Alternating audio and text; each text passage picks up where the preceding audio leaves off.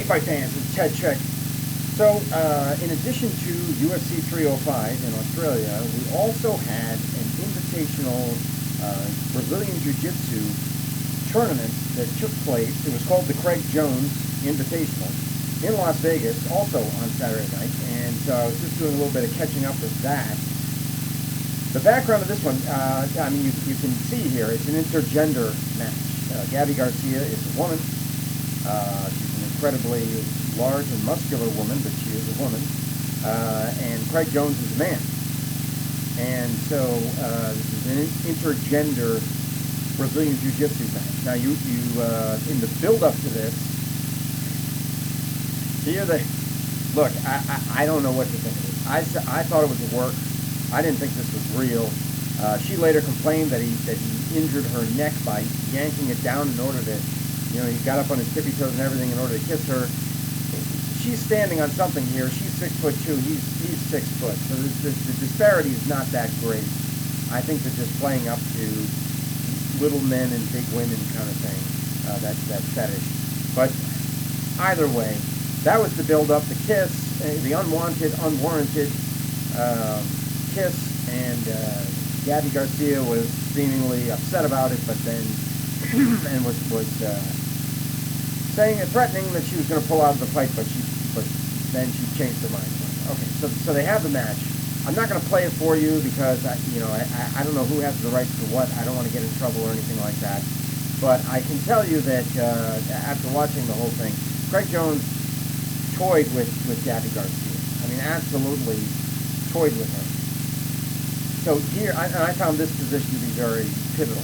Right here, he's working on a, well, here you can put a double wrist lock or a Kimura, whichever you prefer. If you're into catch wrestling, it's a double wrist lock, and it was known as that long before I don't know about that, but which came first, chicken or the egg. But anyway, Brazilian Jiu-Jitsu is the Kimura. Anyway, I mean, so he's in, I guess you could call it north-south position. Others would call it teabagging.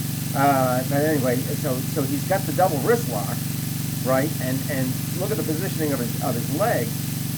And then when you get to here, he see this right here with his lower leg. He could crank on her head as he's cranking on her. And it's very common. And I've seen Eric Paulson, who's one of the best, if not the best, catch wrestling coach right now, and has been for years. And you can trace his lineage back.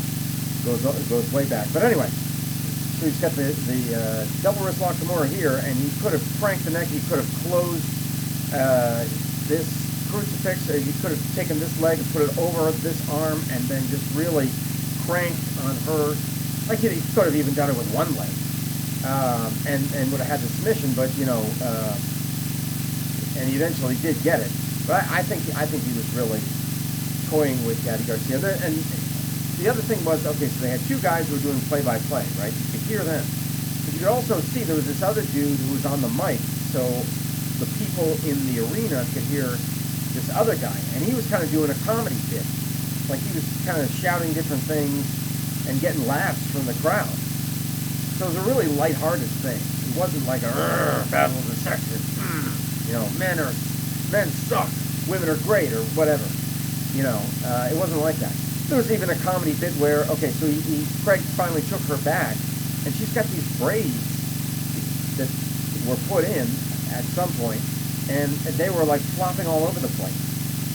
Like she didn't have to have them back, tied up and out of the way. They were flopping all over the place. They're like 4 feet long, and then at one point Craig just put the braids over Gabby's face.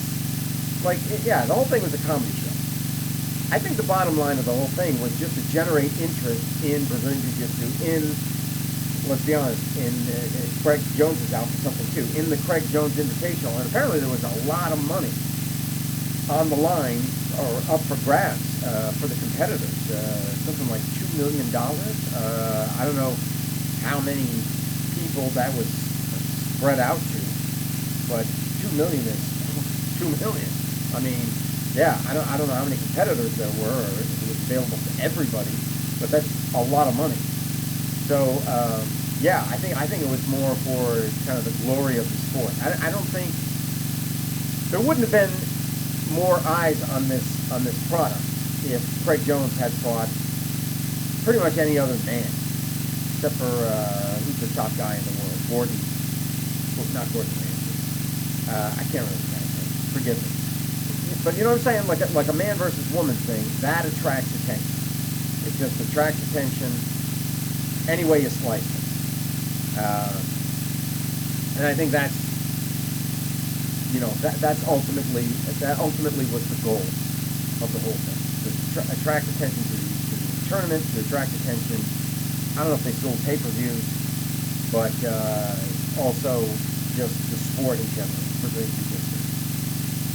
Even though I'm more of a catch rep like that, that's my thing. But you know, most people like BJJ, and a lot of them have never even heard of catch rep, and it's got a long and storied history, and it's very effective as a ground fighting system. But anyway, I digress. This was great. Yeah, I mean, and I think, you know, like I said, even on another level, it fed into, there's a certain fetish out there that, you know, that wants to see this type of thing. You know, there's little men out there that like to be dominated by big women, supposedly. So I've heard, whatever. You know, you can kind of stumble across stuff like that. It really doesn't take too much. Anyway, yeah. So there you have it. Let me know your thoughts. Do you think the whole thing was? What did you think about the whole thing? You know, I mean, did you think he was toying with her the whole time? I think he was. And was it good for the sport? That's what I'd like to know. So let me know your thoughts, and I will talk to you later.